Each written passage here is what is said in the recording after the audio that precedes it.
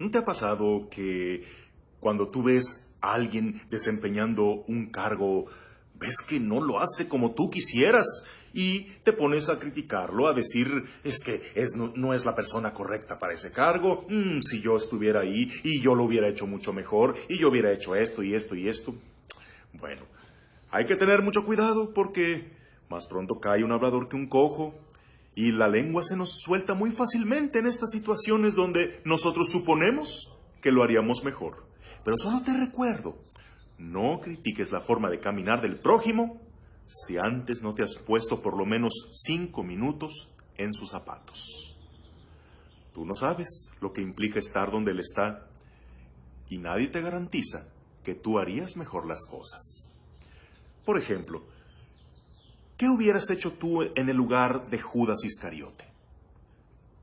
¿Qué dices? Yo jamás en la vida hubiera hecho lo que él hizo. Primero muerto, primero me dejaba matar por mi Señor a venderlo por 30 monedas como ese miserable. Bueno, pues en teoría nadie quisiéramos ser traidores, pero ¿quién sabe? Por eso ni siquiera te consideres mejor que Judas porque no sabes si tú estuvieras en ese lugar, si tú hubieras hecho lo mismo o algo peor. Judas era la persona incorrecta. ¿Era alguien incorrecto para estar en el grupo de los apóstoles? ¿Tú crees que el Señor se equivocó al llamarlo? El Señor no llama personas incorrectas porque no hay personas incorrectas. Lo que hay son decisiones y actitudes incorrectas. Eso sí, eso pasó con Judas. El Señor vio en Judas Iscariote a alguien a quien podría formar como un gran apóstol. Sin embargo, él fue dejando corromper su corazón por la ambición.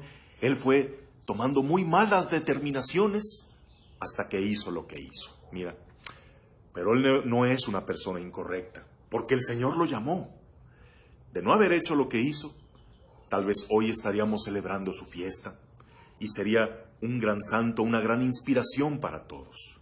Pero bueno, hizo lo que hizo, su lugar quedó vacante y ese lugar vino a ocuparlo Matías, cuya fiesta es hoy.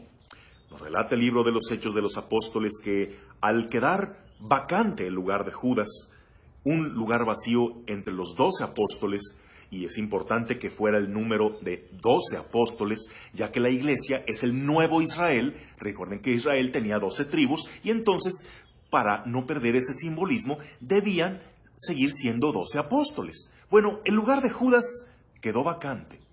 ¿Quién lo iba a ocupar ahora? Cualquiera diría que lo haría mejor que Judas. Pero cuidado, el Señor sabe a quién llama, a quién elige. Llamó a Judas en su momento, y ahora los apóstoles debían pedir la luz del Espíritu Santo para saber a quién poner en el importantísimo lugar de un apóstol. Y aquí había 2 candidatos. Uno que tenía por apodo el Justo, y otro que era Matías, a secas. Él no tenía apodo, él no tenía distintivos, ni medallas, ni credenciales. Solamente había sido testigo. Había estado junto a Jesús desde su bautismo hasta su ascensión. Esto nos da una pauta. Primero, qué triste que algunos que quieran liderazgos, sobre todo dentro de la iglesia, anden haciendo campaña, se anden promoviendo y sobre todo su método de campaña sea desprestigiar a aquel a quien pretenden reemplazar. Qué mejor que seas reconocido por tu virtud, que seas llamado e invitado para que así se note lo que nos dice también el Evangelio de hoy. No me eligieron ustedes a mí, fui yo quien los eligió a ustedes. Ahí el Señor sabe a quién llamar, a quién poner para dar fruto. Qué feo es andarse promoviendo, siempre tirando piedras, siempre como francotiradores, con esa soberbia y esa arrogancia de que yo lo voy a hacer mejor.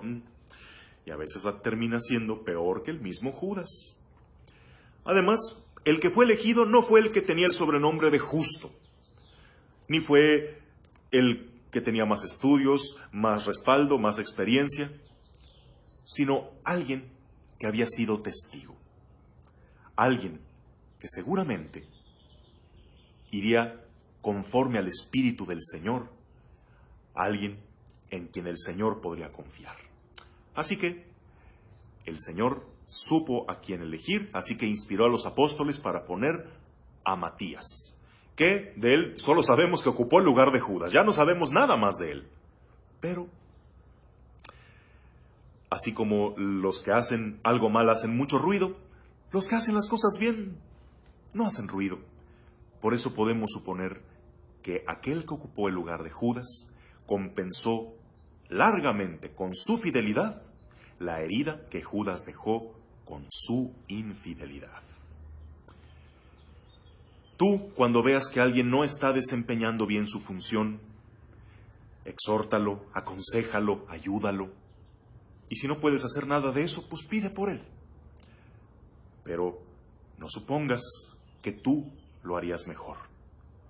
Si de plano te das cuenta de que eso que él está haciendo, tú no serías capaz de hacerlo mejor, entonces calladito te ves más bonito, no critiques.